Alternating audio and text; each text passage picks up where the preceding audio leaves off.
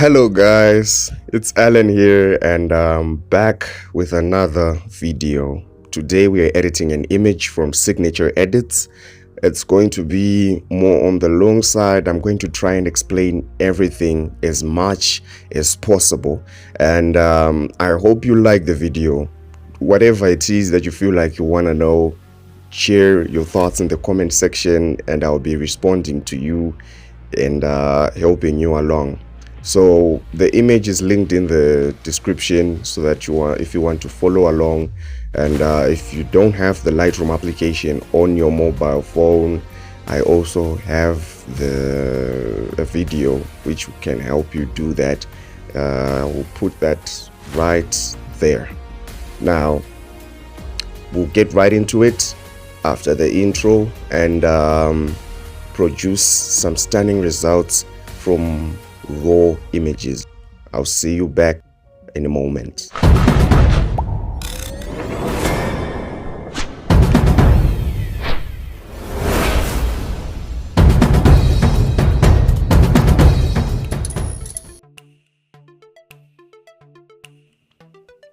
Okay, so to start, open up your Lightroom, whether you're on Android or on iPhone. I personally use an Android, and right now I've already opened it up and I've opened my image, and you're going to be greeted with the standard editing interface for Adobe Lightroom Mobile. So you have your actions, your presets, your cropping, your editing, your masking, and the remove tabs. These are all shown on the bottom. If you're familiar, then we're okay. If you are not familiar, just try and follow along. As we use the tools, you will truly understand how to use them, what they are for, or the things you can use them for. I'll try and explain a little bit whenever I'm editing, but I believe in the theory that if you want to learn something quick, you best try doing it. You best learn by actually doing it. So what we're going to do today, I like to start with the preset so that I have a feel of what I might want to achieve, or a very good mood I'm trying to set in the image before I start editing. You can definitely skip this step or try and create your own presets, or what if you feel like you don't want a preset, you just want to edit an image, it's totally okay. This is one thing that I feel on the net or everywhere else in the industry is totally dependent on who you are as a character. Some of us like color, some of us don't like color, some of us feel like we can be in between, or we can choose either when we are editing and what we're looking at.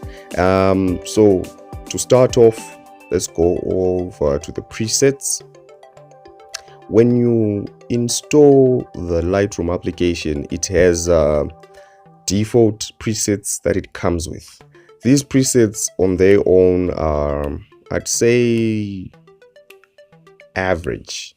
And by saying average, I mean you can totally do with them, or if you are really that much into editing, like everyday editing, and you're editing left, right, and center, this will definitely be maybe I would say too few for you. They might be you might need more, is what I'm trying to say. So for me, I usually edit on my phone once in a while, not every day. So depending on what I want to do, and if I do have the image to edit, so usually these presets are already enough. I do have some premium presets over here, and looking at these, I feel it depends on if you feel like you can afford to get them. This is the paid version, but for this video, because most of the people I feel I'll be reaching out are people who are either beginning are just learning to use Adobe Lightroom, so the likelihood that they have already purchased the Adobe Premium version is very unlikely. So I'll be using these for most of my videos, and in the rare occasion that I use the Premium, I'll try and show you the settings in the light in the adjustment tab right, so that you can also mimic the same look and hopefully achieve the same image you see me using here. So for the presets, there are quite a number of presets here. There are color presets, creative presets, black and white presets, portrait presets, default, curves. These are now adjustments, gain presets, optics, sharpening, vignetting, and then there are the mobile default. My device is a Samsung. It has got Samsung presets. So I might actually go over to the creative. This has got quite a number of presets which I've used over the years, and this tab right here has got one I recently used, which was the cool light. I used it on an image I was editing for another video. And for this one, soft mist, I don't really like this one. Really latte. Now this looks nice, but I'm not really feeling like going for the desaturated greens, warm shadows. Now I like this one. So as I say, it's always what you're trying to achieve. You might totally go for the aged photo. You might totally go for the cool mates, right? I might have been going cool latte for I don't know how long, but it totally depends on who you are and what you're trying to achieve. I'm feeling like going for the warm shadows because it gives me the allowance to create a unique image which was taken in the modern day. If you look at more vintage images, you notice that they were more warmer than what we have today. And if you look at the aged photo, it goes for that same look, but they were a little bit desaturated. So this is the look that usually popped out in the early years of photography. Most photos after black and white had this look after, being stored, because they were being taken and created using chemicals, and over time these chemicals would degrade, and the image, usually if you have an image from the early years of photography and it was color, if you look at it now, most likely it will look like this. So I'm trying to go for that look, but at the same time have most of the detail on my subject.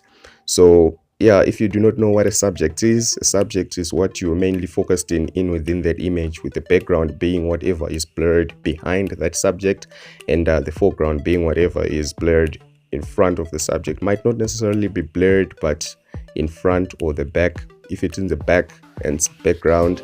If it's in the front, then foreground. If it's the subject or in the middle, that's the main focus. Or you mainly hear me call it the subject. So that's the subject.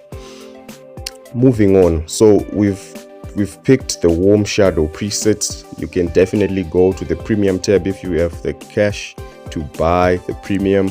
There are a number of presets you can definitely go for. There are a lot. If I say a lot, I might be understating this. There are many presets here.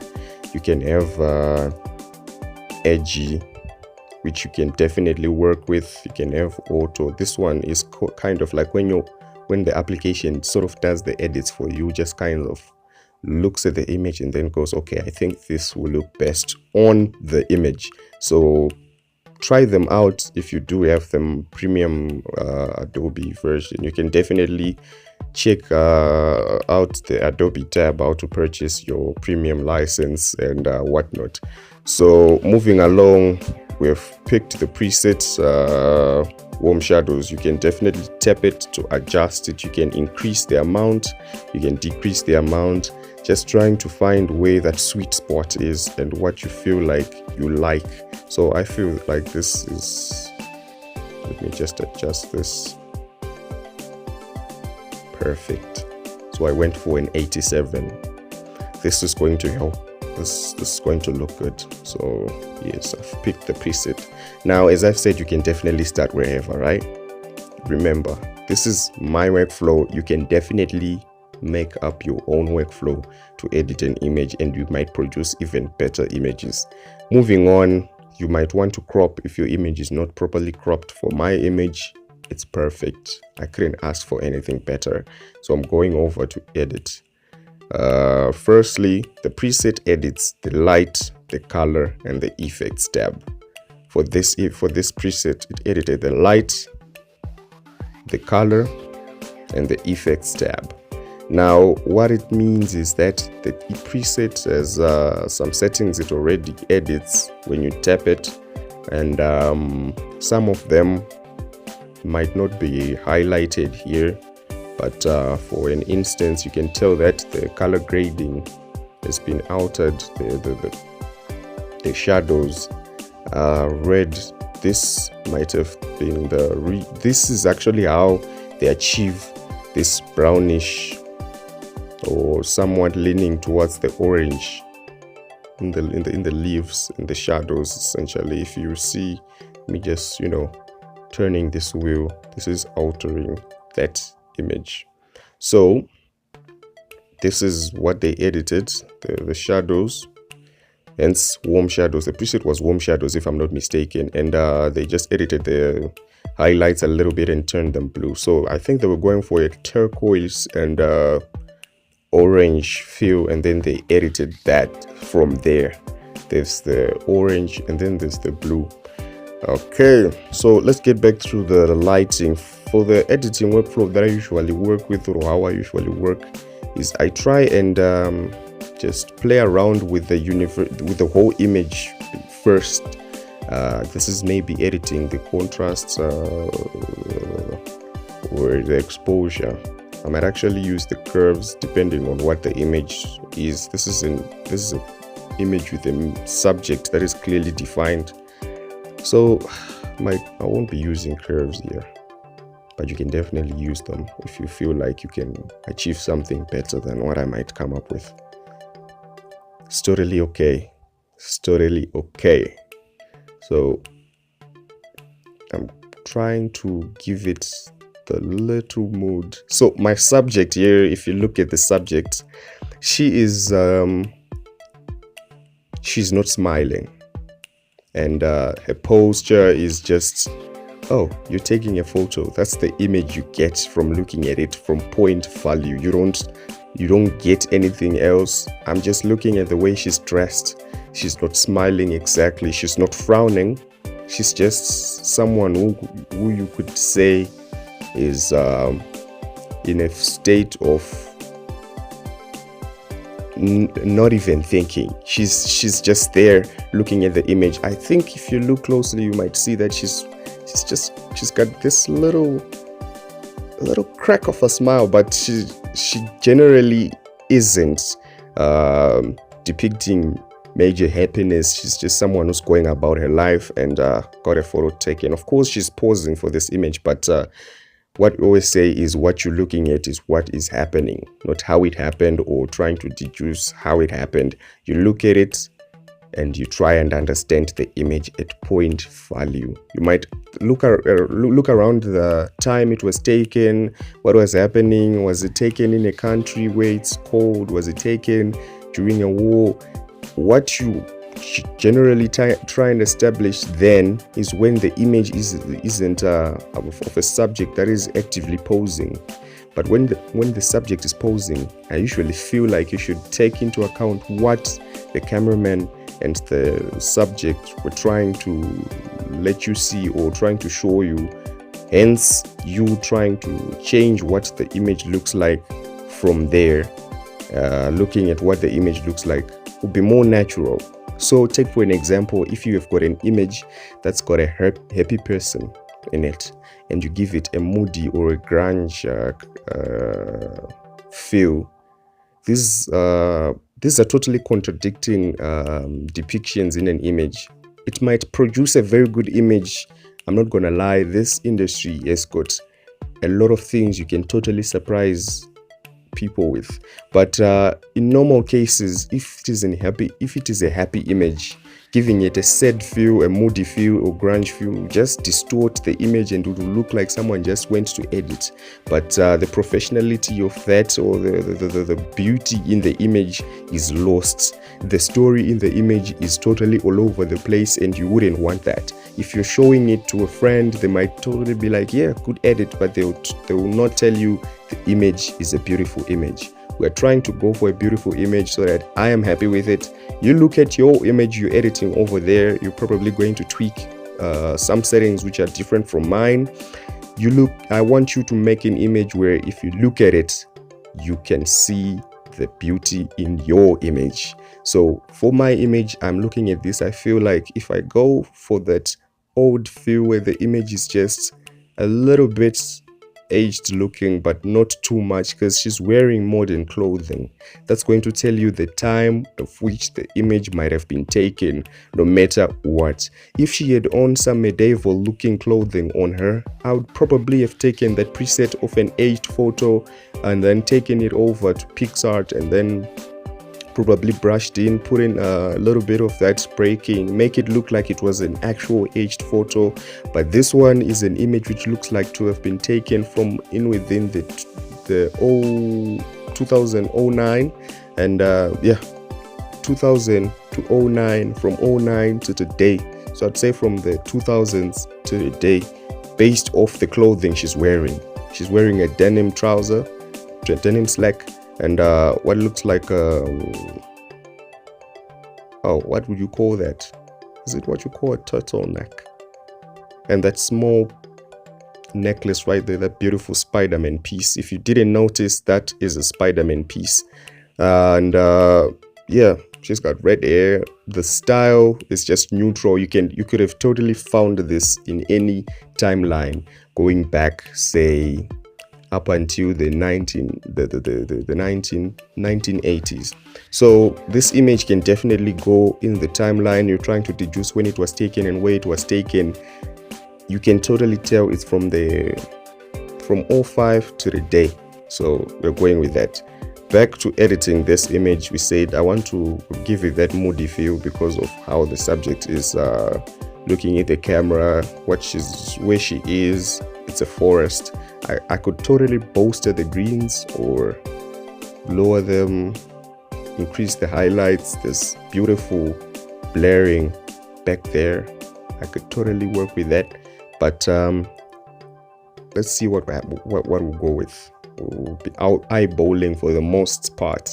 That's when you get the best images, when you're just looking at the image and going with what feels right. So we drop the exposure a little bit down to -18. So I feel like if we drop the highlights, okay, perfect. So just dropping the highlights, I noticed that her skin is turning a little bit too brown for my liking. If you drop the highlights too much, it's turning too brown, but I am recovering some of that sky orangeness, because if it's like this, it looks white, but her skin is somewhat on point. So what I'm going to do is totally neglect the highlights on the universal editing and play with the shadows, and then we'll edit the highlights individually using masking. So we're going over to the next part, and feel like we should increase the shadows just a little bit, because here it's proper, but if I increase the shadows just a little bit, not too much. Remember, we do have a base image. You can always look back and see what it originally looked like by just tapping the screen and holding. This is what it originally looked like, and this is where we're at right now. So moving forward, probably tweak the whites and the blacks. Now these were the settings that were tweaked by the presets. Just okay. Now I could totally work with some kind of scope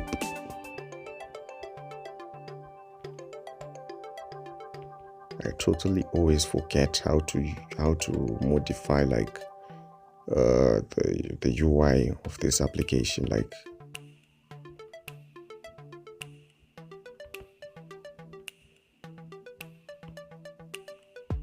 hey, I'll probably remember that as we go on. I'm trying to bring up the graph, the light graph that's going to help me edit and see if there are any clipping colors. I'm looking at the blacks here and I feel like they're clipping right here, but it really isn't a bad thing. You can always try and work around something that you can't achieve for in this case it's the UI which is not allowing that, but I could definitely do without it, just looking at it manually. It's just going to be a little bit harder. So for the lighting tab, I think I'm done with it. If you look at the curves, I didn't edit them, and you could totally edit your image from there, but it's going to be editing a whole lot of things like the colors and your RGB and your universal image. It's still the same as editing here, just that you have got different controls, and your workflow is definitely going to be different. Unlike the sliders, I like the sliders. I feel like any beginner can work with the sliders and not get it too wrong. So going over to the color tab, we've got the black and white option. I wouldn't go for the black and white after I've just taken the time to put a preset, which is a color or creative preset that defeats the whole purpose. If I'm going for black and white, I'll probably come to the lighting tab and then just turn it black and white, and then to the effects, and then from there probably tweak the details, because black and white is usually about black and white. The luminance of the shades in the image just matter, which details you want to be showing, how much of the image you want to show people. That's black and white. So here the temperature has been dropped a little bit, hence giving us that bluish violet magenta, the bluish in the clothing. You can tell by this. I haven't quite decided what this is yet. I'm very bad with clothing, I'm very sorry, but is this what you call a turtleneck, or it's just what would this be? A polo neck? Highly unlikely, but oh well. What she's wearing at the top, I'll just be calling it a turtleneck. Please bear with me, I might be very wrong. So if you do know what it is, share it in the comments. Just like, Ellen, that's a turtleneck, that's a jersey, that's not even clothing. If it's not clothing, to tell me. I won't be there to disagree. Just that's how we learn, guys. So going over to the white balance, this is where you usually correct your whites if you want to, if you have to.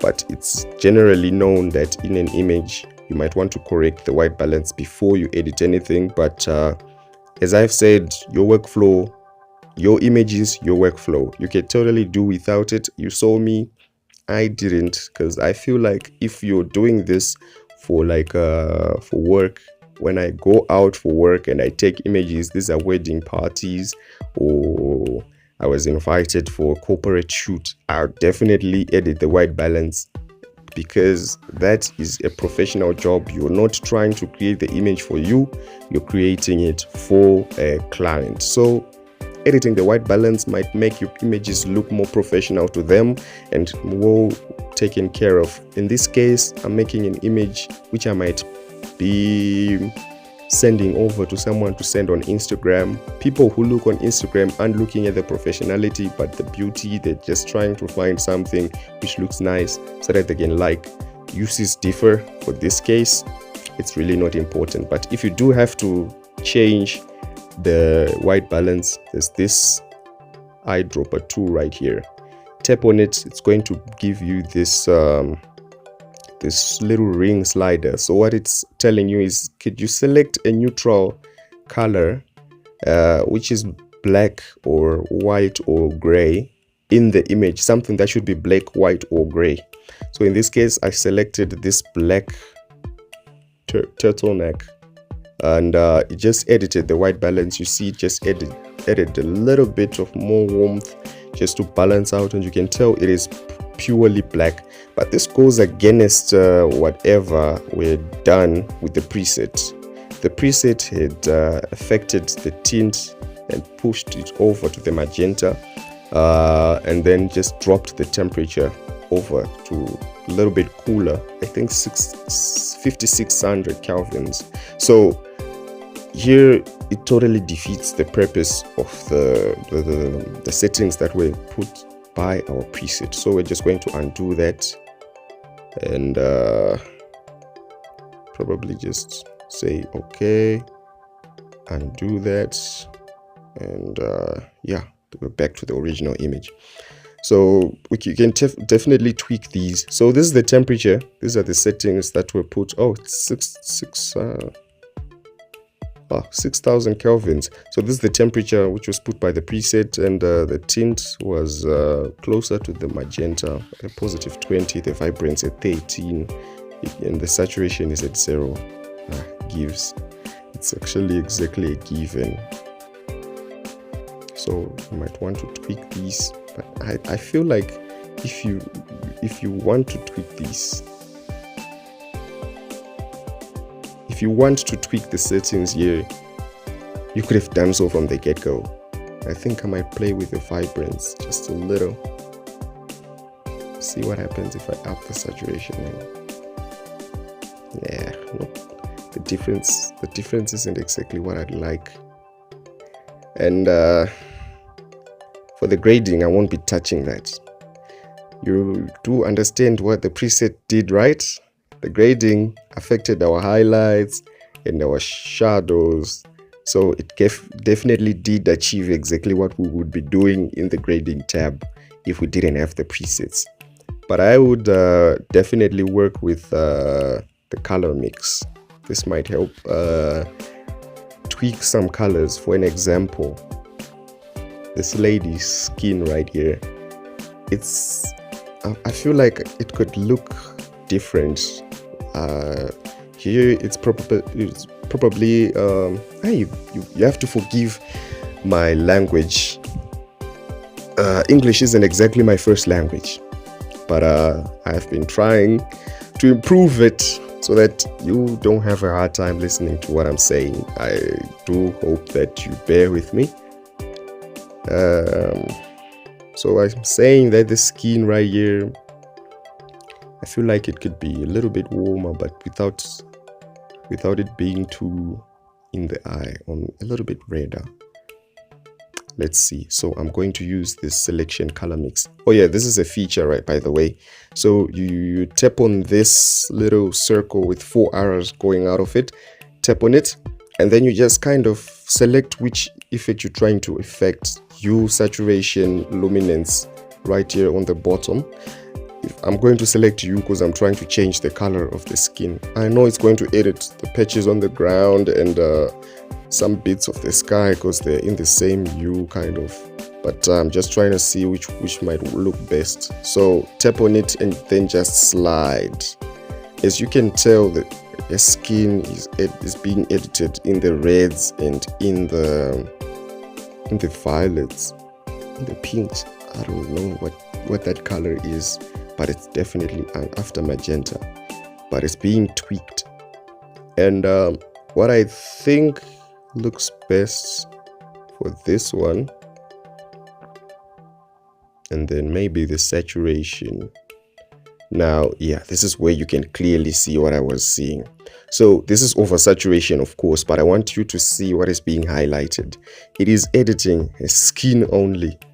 And I don't know who told people that blemishes or freckles or acne should be removed. You can definitely retouch an image if you want to, but I see the beauty in the natural skin. I have always edited a lot of images, and most of the time some of my colleagues are asking me, why don't you retouch this image? It's got a very bad pimple or a very bad freckle or a mole, right?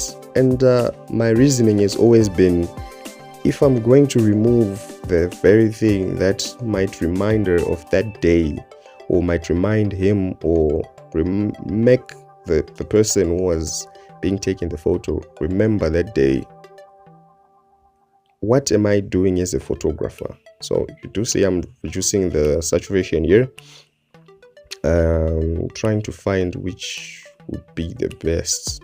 So okay,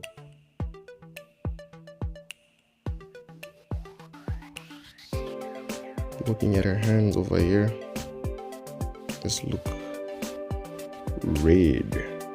They look red.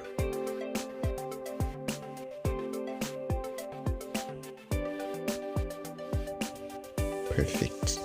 So what I was trying to achieve was just to give the skin's natural, you know, when you've got blood in your veins kind of feel, and that's definitely what I got right here.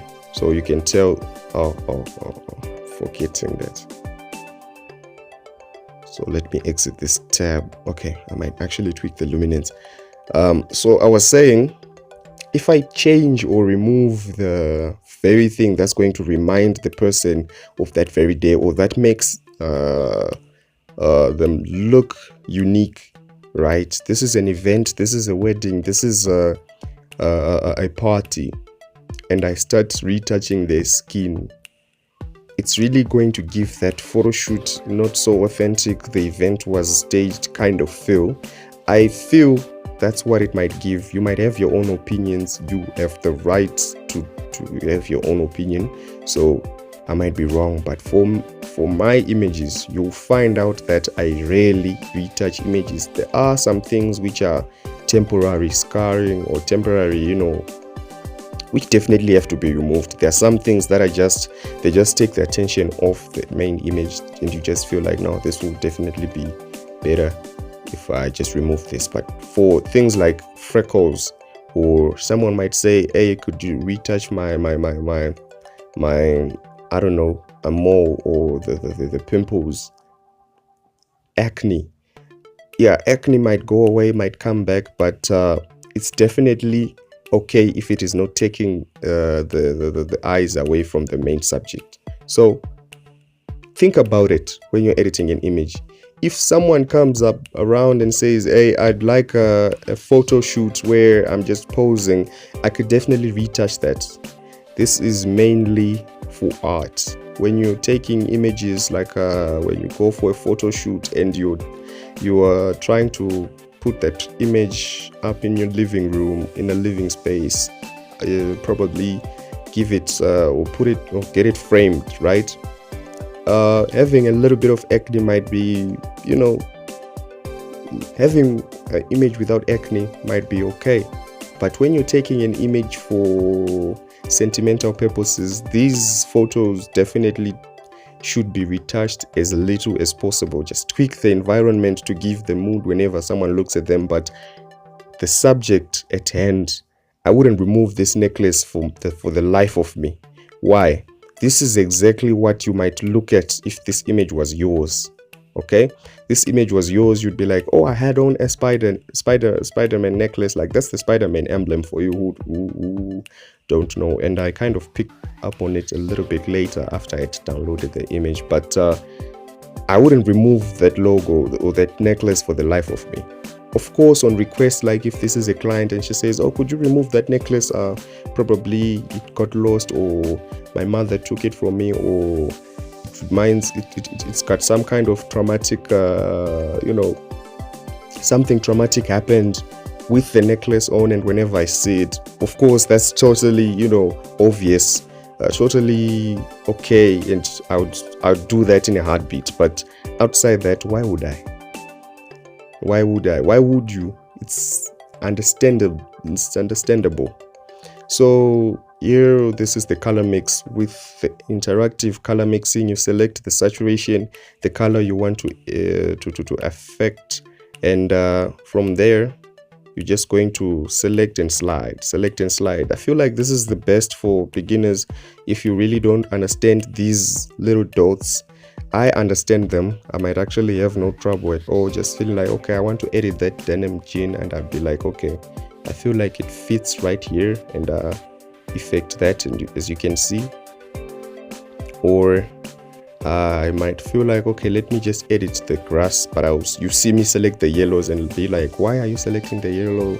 Grass is green. Then you find out that I'm actually trying to edit that, not the greens, but then I'm editing the grass and I'm just giving it that green look or removing it totally. But I am familiar with it. Some of you are familiar with it.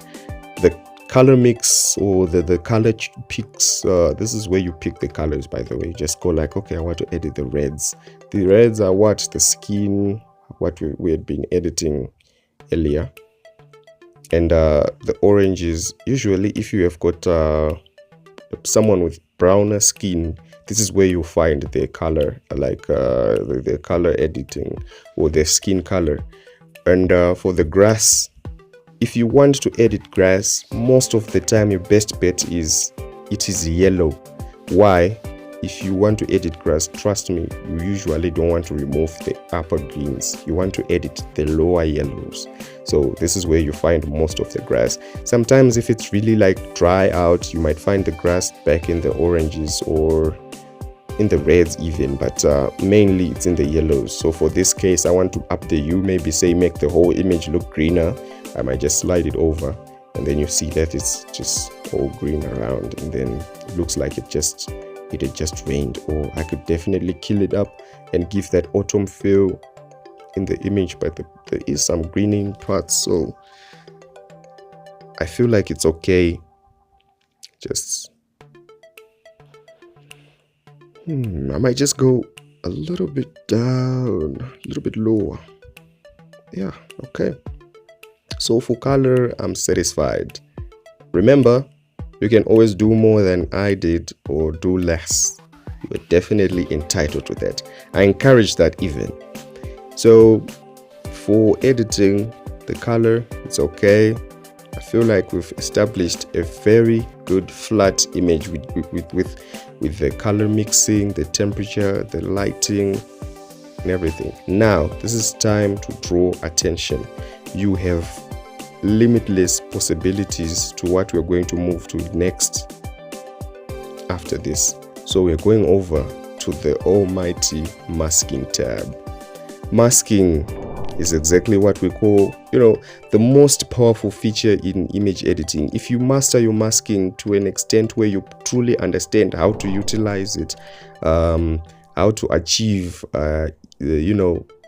perfection in trying to depict an image which you have in your mind on your device using masking, you create some of the most beautiful photos the earth has ever seen. Remember, every image is unique. Every image is unique. From pixel up to the scene, every image is unique. You might take an image of, you might take a photo of a concrete slab today, come back and take it tomorrow. I'm telling you, that image is different. Quite a number of electrons have been knocked off the top. Some have been added. That photo has got different time. It is aged by another, 4 days, the days that you would probably skipped without taking it. Every image is unique. So saying that with masking, you can achieve a lot of difference and you can achieve perfection just by specific tweaking. So for this part, I want you to pay attention to what I'm doing, why I'm doing it. I'm going to be explaining most of why I'm doing it and what I am doing it for. Oh yeah, I did highlight that my English is, it's not exactly at 100%. So try and find out what I'm saying, just reading in between what I'm saying, please. Beg of you. So over to masking. You're going to have a lot of masks. So what is masking, for guys who might ask what masking is? Masking is selective picking or picking out what you want to edit. If you're working on a mobile device, this is simplified. It has got quite a number of masks which are preset. This is the subject, the sky, and the background. You've got the brush, the linear gradient, the radial gradient, color range, luminance. Those are the masks that you have on default.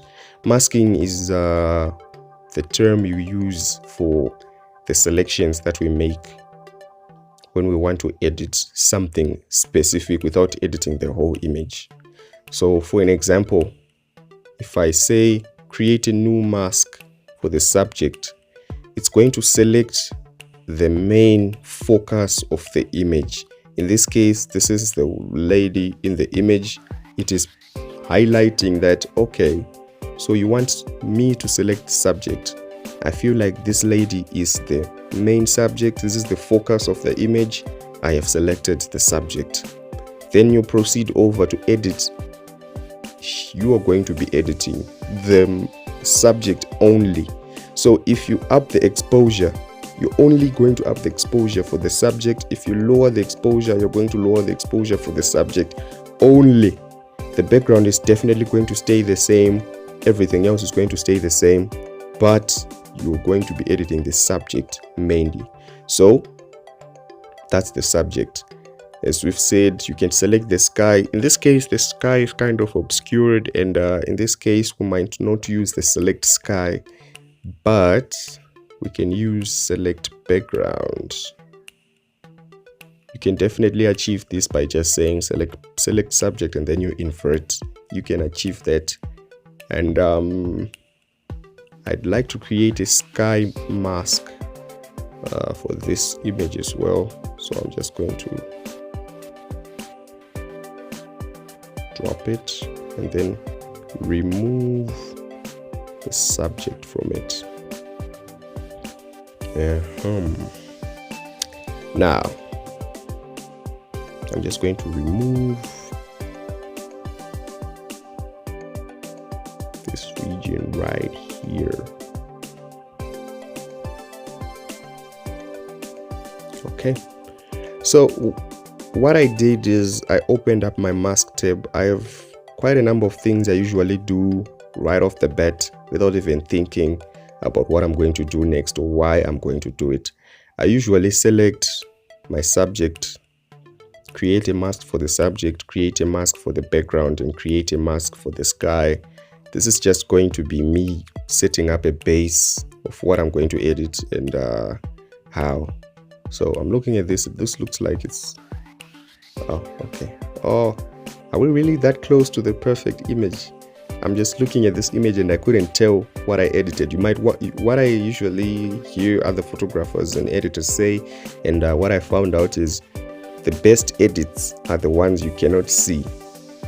If you can tell where you edited the image, the likelihood that that is the best image or the best edit you've ever done, it's very low. The best edits are the ones that you cannot see. So in this case, if I was to give someone this image and be like, could you look at this photo? Right from the bat, if they're not an editor or someone who edits images, they might not be able to tell what I edited. That just goes to show. That just tells you that you've made a good edit. And if you've actually made the image look beautiful, like in every aspect, I'm telling you, most of the times 95% of the edits are almost undiscernible, and then probably some vignetting you can tell by just looking at it that it's been put there probably a little bit. But the best edits are the ones that you cannot pick out, like, oh, I can see you increased the shadows, or oh, I can see that you dropped the highlights. Or the best ones, you usually don't even you have the ability to look at them and be like, okay, I did this and this. In this case, I almost lost, like, I had to look at the before image just to tell if I'm working with like the edited image, because I had completely forgotten what the original image was looking like. Then I remembered, oh, I actually have an image which has been edited. So first off, on masking, I'm going to edit the subject. You do remember when I was playing with the highlights back? Yes. Now I'm going to tweak them here because it's not going to affect the sky, or it's not going to affect the skin if I edit the sky. In this case, I'm just going to up the highlights just a little bit. And I think that's what I mainly wanted to do. Let me just on a little. Yeah, 7 feels like the sweet spot. I mainly wanted to edit the sky, so for this, so this is what she looked like originally, and what I just did is bring her back to the original lighting. For all the blacks that I dropped, I just made sure that her skin over here is back at original lighting. You can tell, of course, there's more contrast in the image, but I've returned it to the base look. Of course, I increased the saturation a little bit, and of course, this is me editing this to achieve that you cannot tell what I edited feel.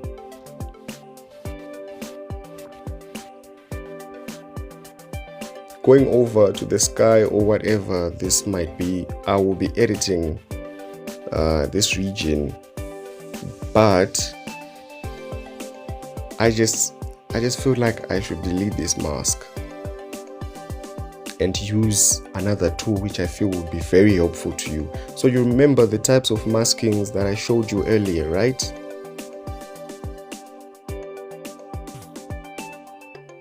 I'm just going to delete this and use a different type of masking that yes, this is the luminance selector. So what is the luminance selector or the luminance mask, right? It just selects anything that is the same luminance across the whole image, like I did. I want to edit the sky particularly, not the trees, not the lady, the subject, or the ground, right? So I select the sky, and you can tell everything that has been highlighted in red, that's everything that's been selected, right? You can definitely tweak it, pull it up to select more, pull it down to select less, and pull this down, just, you know, feathering out. And definitely what you're doing here is creating that smooth transition, so that it doesn't have like hard edges when you're editing. And then this looks good. I think yeah, I would apply.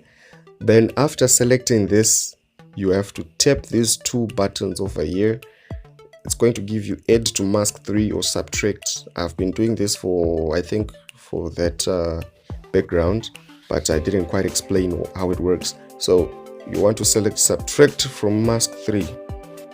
Then you're going to use linear gradient. What you're going to do with linear gradient is just cover everything else up that you don't want, or cover everything that you don't want to be edited, and just push it like that. Perfect. Now I've just covered this bottom part. What it means is it's just going to remove the whole thing. Now if I tap here, you can see that the only selected parts are the top part. The bottom part is completely left out of that edit. Now I remember those highlights, they were white back then.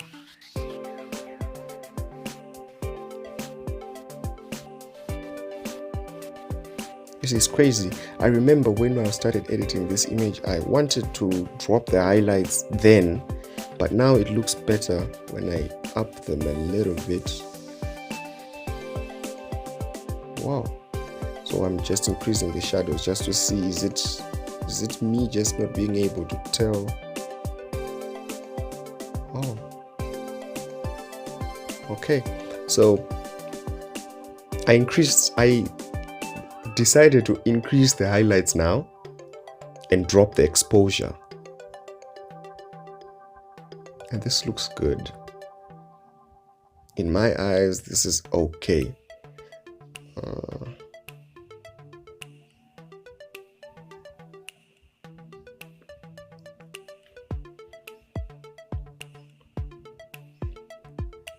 Okay, so I want you guys to tell me which looks best, right?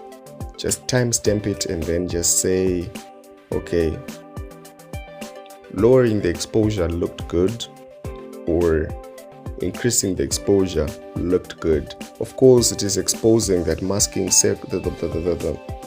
the blur circles up in the sky and whatnot. But what it's also doing is when I drop it, it is taking away that attention from the sky and just giving it that not so favorable detail in old photos. It's good looking, but you can definitely do with, you know, the clearly highlighted sky in within the trees. It's a beautiful look as well. Looks like the trees are sparkling if you really look at it from a different angle. So just tell me which one looks good. For this, I might just tweak. So feeling like I could tweak this. Okay. It is definitely a period in time where the sky is kind of like it's not like during the day, or it's a bright and sunny day. It's either in the morning or late in the day, but somewhere near the time where the sky is just gold for the most part. So I'm just going to increase the temperature up to +6 right here, and leave the rest as it is for that mask right there. The background. Now for the background, I usually do like to give a clear distinction between the background and the foreground, or the reverse. But for this one, I'm not quite sure. Let's see what will look good.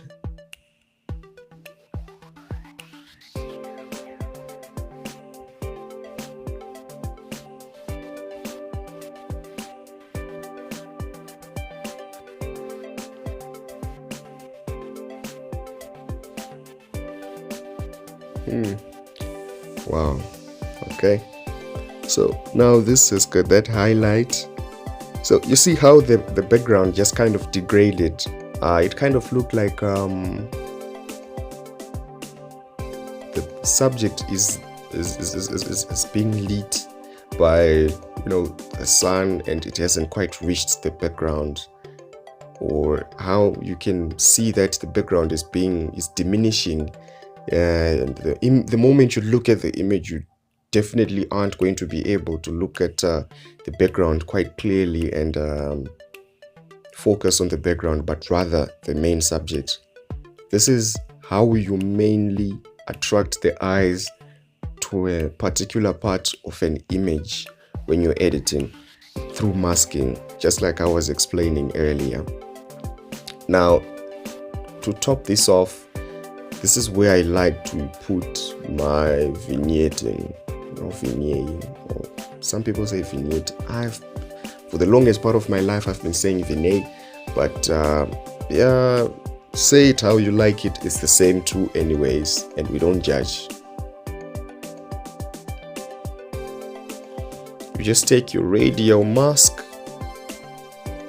tap it, create a mask in the area that you want to be in focus, or the area you want to focus on. Tap on that mask, invert mask, tap the invert mask over there. Now if you look at it, we've got the parameters. You tap on that blue circle, it's going to show you the circle to edit the vignette. Push it up just a little bit and drop it. This looks good. Then come over to the exposure tab, increase it, decrease it, just to see what it will look like.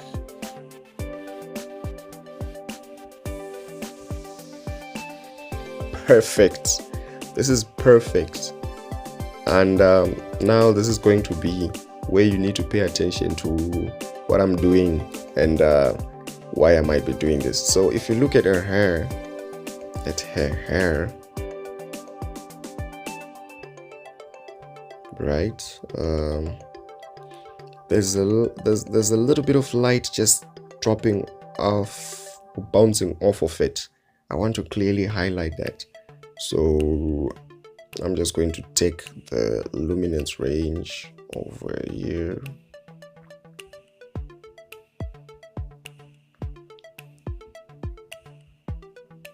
And then probably just subtract from mask.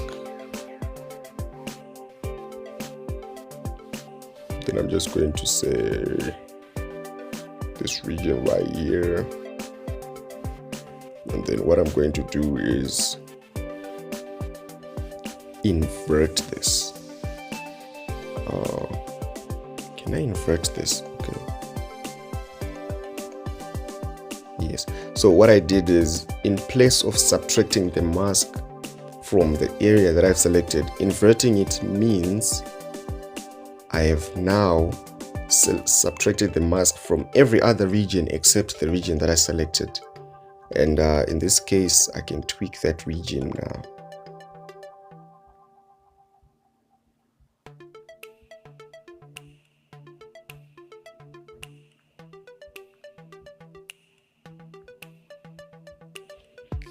Okay, and if you look at this,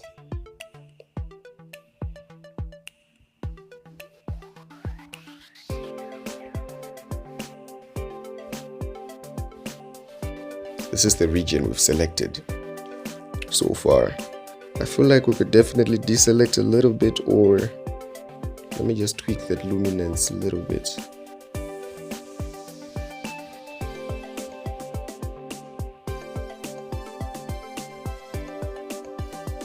So this is the feathering.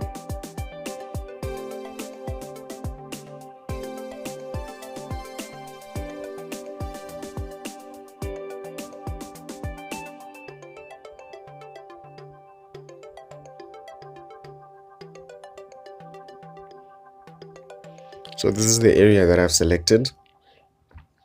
And what I want to do is just, up the highlights a little bit and increase the warmth. Now this isn't even a significant change, but if you look closely, that's exactly how the background, the light passing through the trees, the color of it looks. She obviously has red hair, and while this, we're not trying to take that off or away from hair. Just adding a little bit of detail in within highlights, just give it a little bit more whites.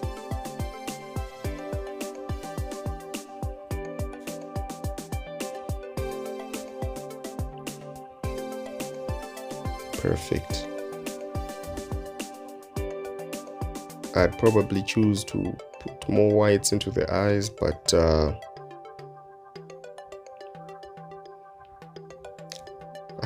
okay, let me do this for the new guys out there, but I definitely don't want to edit anything on her face generally. So choosing to put more whites into the eyes, definitely nothing wrong with her eyes.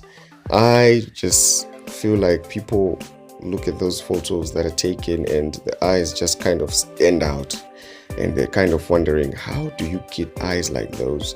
It's not that much of a big deal. You just need to edit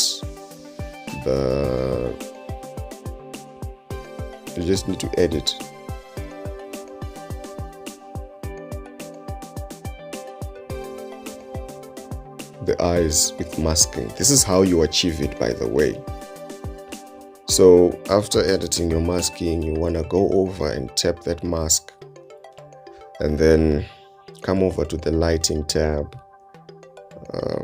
Just increase maybe the highlights just a little bit, and then go over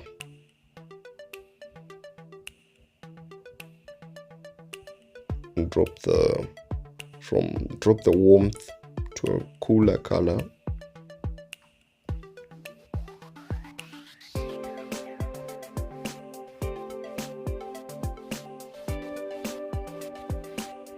drop the contrast. While people might increase the exposure, if you increase it too much, it will look unnatural. We want to achieve that you can't notice it editing, where if you don't look close enough, you won't notice it.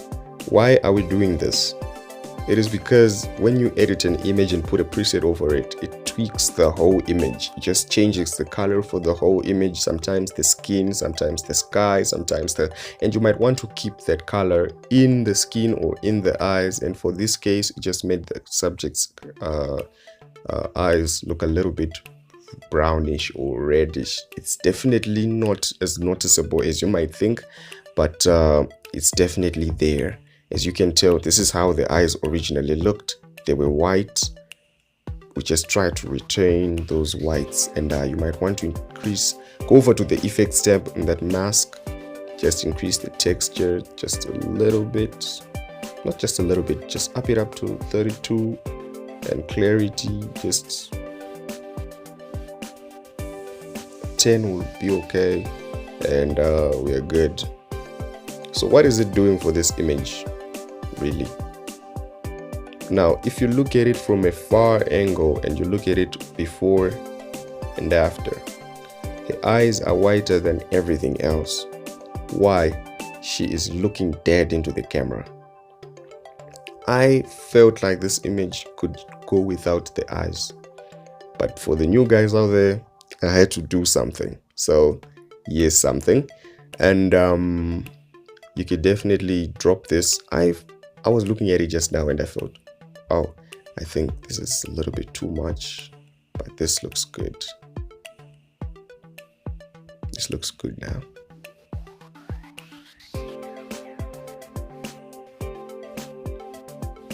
Now, if you haven't noticed, this image is already peak.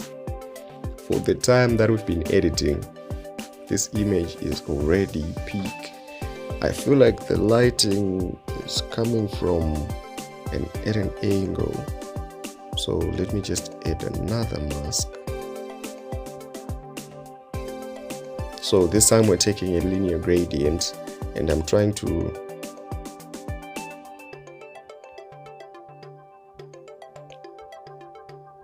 sort of create this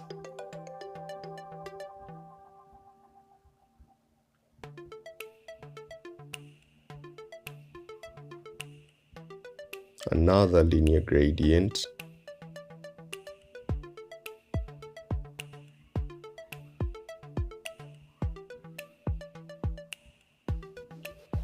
Now just lower the lighting.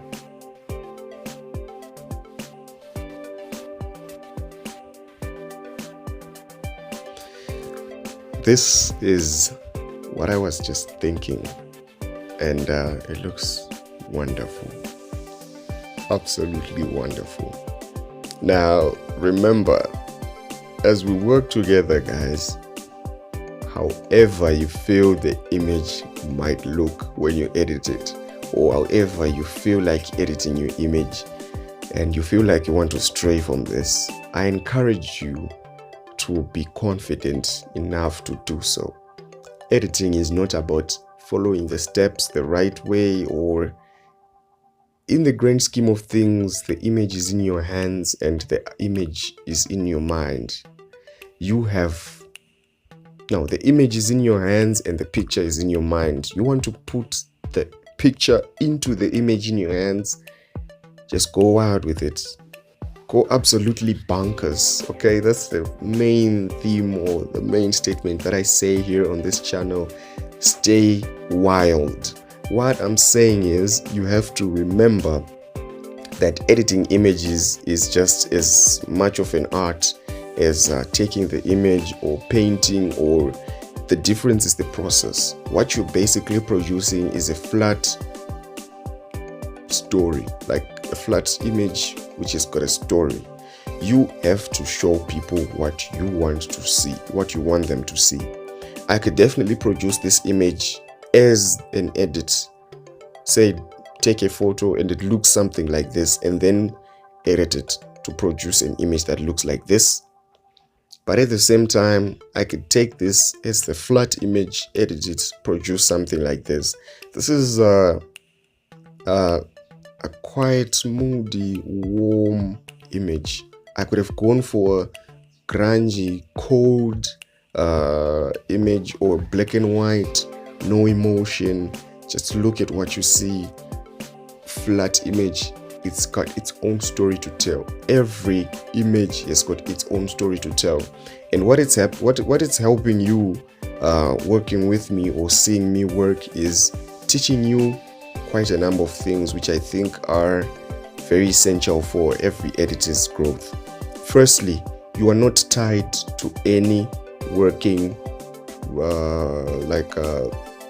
you're not tied to any working process or flow, any working flow.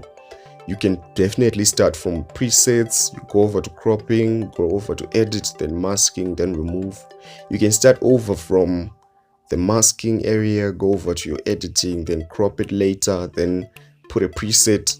I've done that before. You can.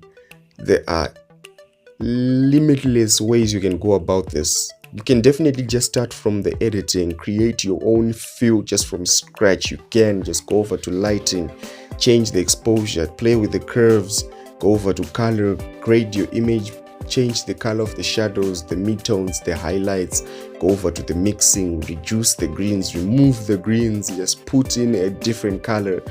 Make your subject look like she's in a very cold area. Come here, change the white balance, drop it, increase it, tint, just go wild with it. At the end of the day, what a person is looking for when they look at an image is what you want to show them. You could probably ask someone what they want to see if they are a client. So you ask your client, what kind of feel do you like? They'll be like, oh, okay, I like mine to feel modern, but with a royal feel. So I just know that I'm just going to highlight anything that's sparkling, just increase the highlights for the shining parts. Gold, something modern is going to be cold because the small modern area has got this feel that concrete. Any color that you look at that has got concrete in it, it's going to be cold. So it's cold, gold. So I'm looking at a teal and orange.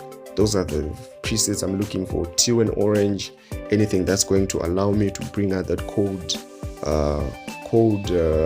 premium feel in all the images. But unless you have a client who you want to ask what they want in their images, I'd say go wild with it. If you're editing your own image, go wild with it. You might be shocked to find out that the image you took time to edit won't be liked as much as the image you merely took like 14 seconds or 30 seconds to edit. You just selected a preset, upped the highlights, just dropped the shadows, just went black and white. You post that, people are just going to go wild for the effort you put into an image, just telling your story. You might want to follow someone's workflow. Yeah, for the first 2-3 months where you're just learning, it'll be okay. But once you get into it and you understand what you're trying to achieve, in this case, look at what we have produced. Look at what we started with. This is not a bad photo in any manner. You can definitely take this image on your Sony, on your Canon, on your Fuji, on your Hasselblad, on your mobile device, on your Samsung, on your iPhone, on your Huawei, on your Xiaomi, on your Vivo. This would be a very beautiful image. You could post it, friends and family, other people from around the world, photographers, be like, wow, what a beautiful image. And get the reviews, people suggesting, people liking, asking what you used, your equipment. You could definitely do that. But at the same time, look at what we have now. Now people are just going to be looking at this and just go, okay, this is the subject. This is who we're supposed to be looking at. They're going to start wondering, why does it look this brown? Like, was it taken? The first thing you look at the image for is when and where and who. These are the things you ask. When was this image taken? Who is this? And where does this area looks like it's got trees in it. I can see that the area is like in a park, because there's an area where the grass is just kind of there without trees in it. It's obviously maintained, but okay, she's got on a denim trouser. She's not smiling exactly, but she isn't frowning. She's got this neutral, welcoming face. Someone who's just been going about her life with little to no problems. This is a beautiful image. The textures, everything is clearly highlighted. The background is blurred. She's perfectly in focus. By the way, you can tweak this focus if you have a flat image with no blurring whatsoever. But in this case, this is just perfect. There are thousands of images like this you can find on signature edits, and play with them. I encourage you to play with them, producing those before and after transitions. I probably would be going crazy on this, just like posting a little short, just be like, turn your image from this to this, or just sharing all the settings that I did on this image. But if you're here with me, this was your first edit, that means you liked the video. I can tell that you like the photo just by editing it on your own. Like the video, comment what you want me to explain more. If you want me to explain less, comment why you'd want me to, what you'd want me to edit, how you would want to be assisted. I'm encouraging you to do that. It will help you. It will help me create content that's going to help you, and it will also help you as the person who's learning, just like having someone tutor you. So guys, remember to like and subscribe. I'm just starting out this channel, and I'll be making quite a lot of videos like this. Still finding out exactly how and what times are the best to publish content like this. For your suggestions and whatnot, you can find the comment section is open always, for the shorts, for the long videos. Everything is usually open, and I encourage you to check out Signature Edits.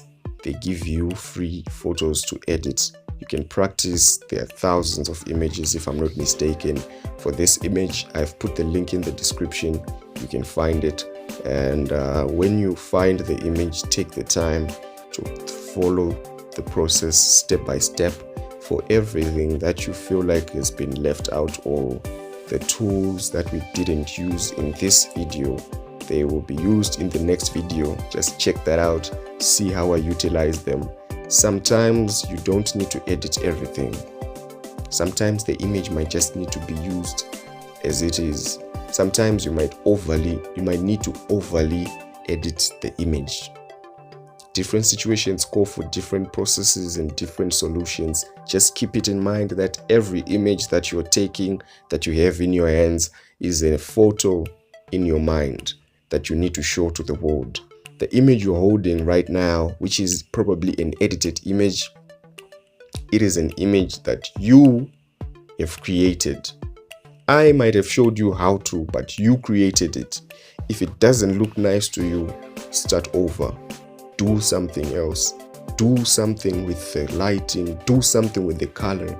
Do something with the preset. Do something with the masking.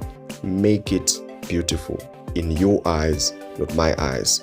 Thank you guys for tuning in. This is Alan. It's been wonderful having you. If you've watched through the video, thank you very much. Do like, please, and whatever you do, share your comments. It was wonderful. I'll be creating a new video very soon. Do check that out. For you guys who haven't seen the past videos, I'll be putting them somewhere right on the top left corner.